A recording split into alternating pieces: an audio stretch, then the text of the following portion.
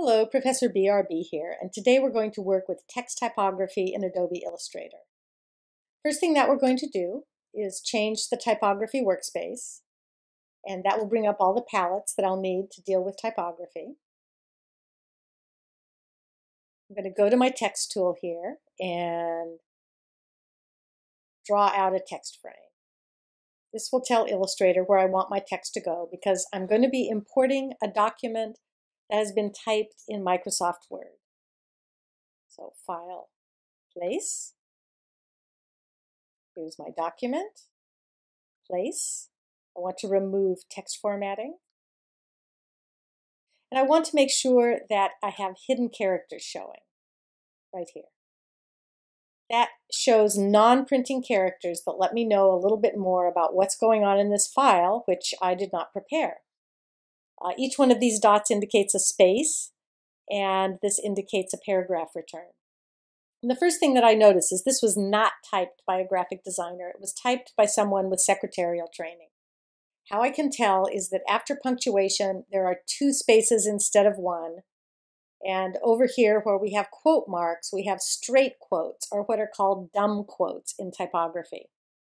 And Illustrator has an absolutely wonderful feature that will instantly update this as a professional typography document. And I wish InDesign had this feature. I'm going to do Command A to select all of my type, even that isn't showing. And under type here, I am choosing Smart Punctuation. I have all kinds of options here. It's going to put in ligatures for me, smart quotes, so we don't want dumb quotes, smart spaces, which means one space after punctuation. I'm not going to check this because I want to do that myself, but it'll put in ellipses instead of 3 periods and expert fractions if possible.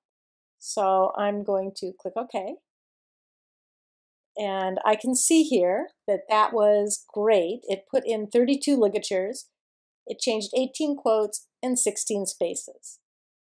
So instantly, my document is updated to professional typography standards, at least in that regard. I'm going to go Command A again to select everything. And I'll choose my typeface here. I think I'll go with Caslon Pro, Adobe Caslon Pro.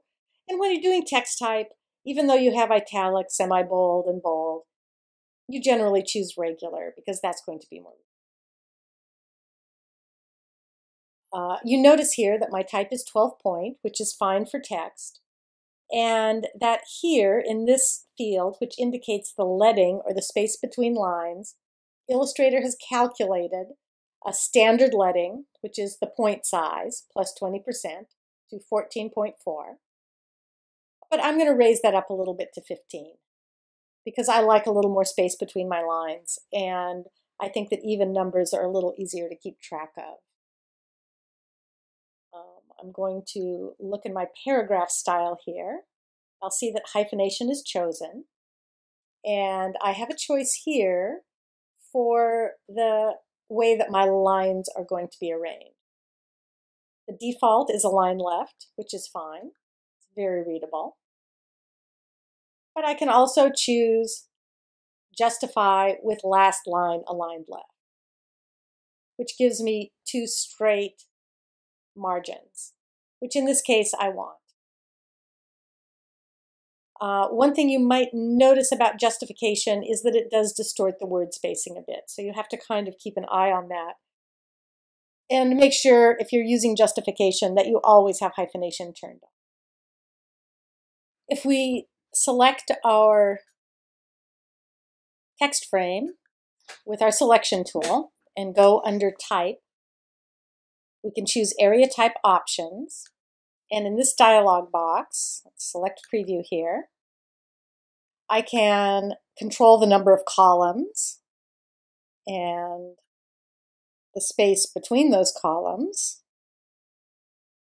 I could put in rows, which I don't want to do here, but it's good to know that you can. And I can also inset the spacing inside the text frame.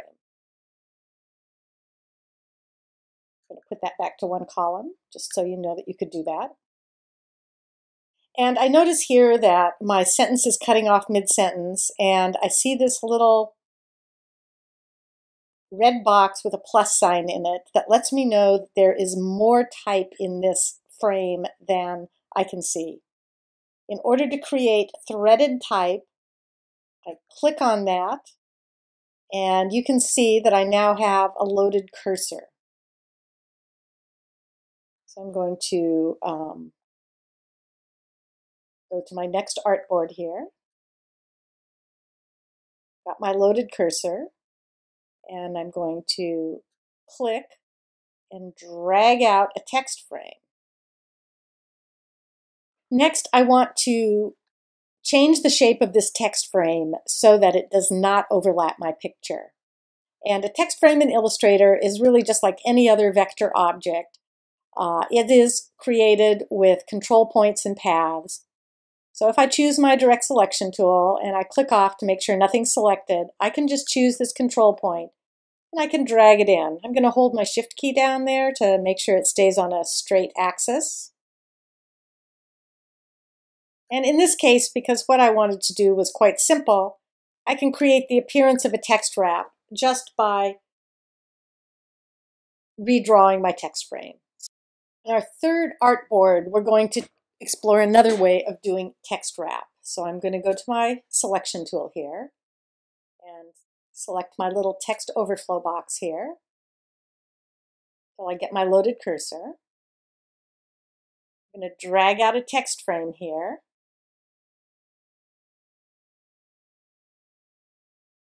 Pick up that extra text again. Drag out another text frame. Now, I don't want my text to be running over this picture, so I'm going to use another method for creating a text wrap.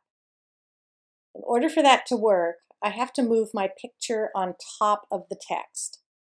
So I'll select the picture and go Object, Arrange, Bring to Front.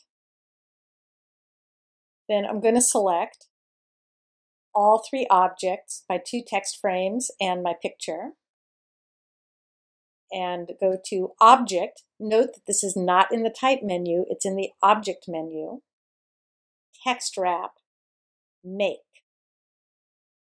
It gives me this little warning, that's fine. And there we go. So let's deselect and see how that looks.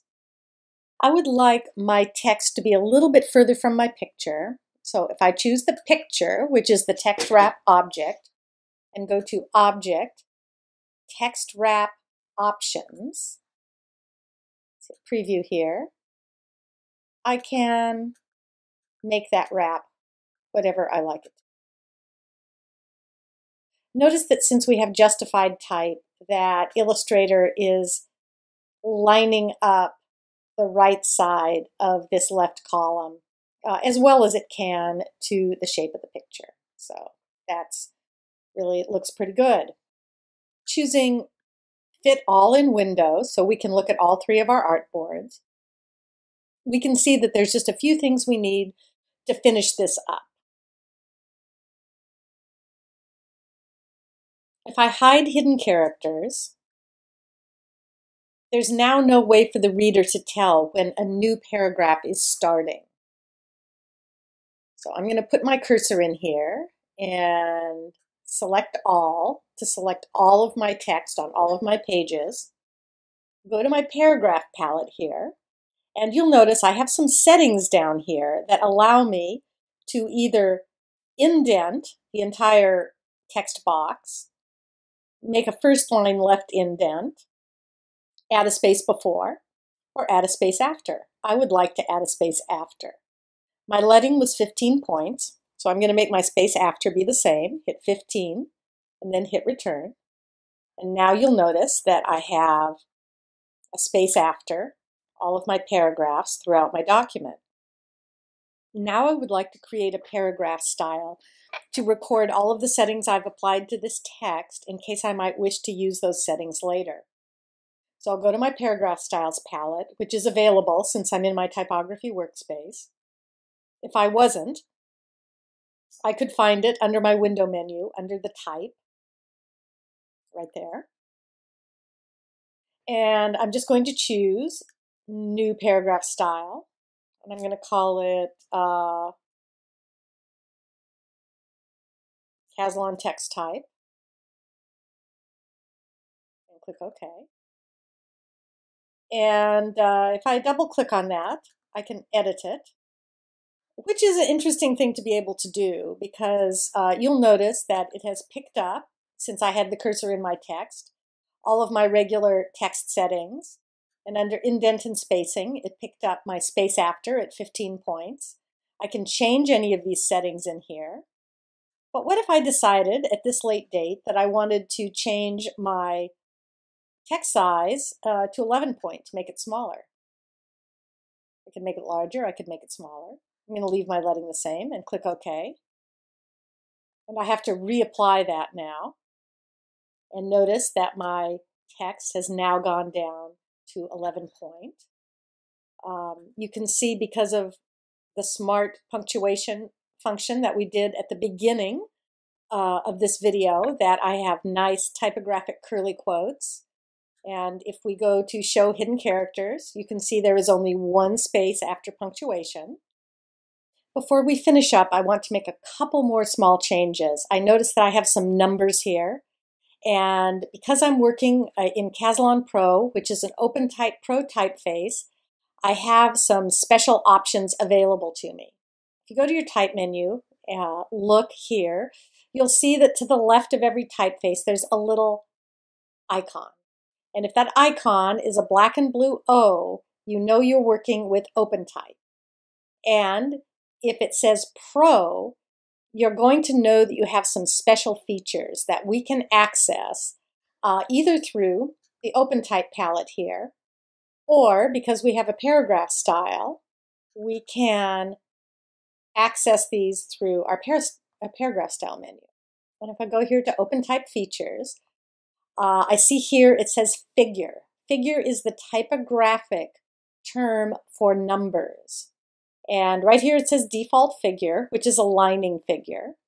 But I would like to try proportional old style. And what that means is that it's spaced to be used in text. So I'm going to go to proportional old style and just click OK. And if I zero in on my figures now, you'll see that I have these more attractive old style figures, which kind of takes my typography to the next level.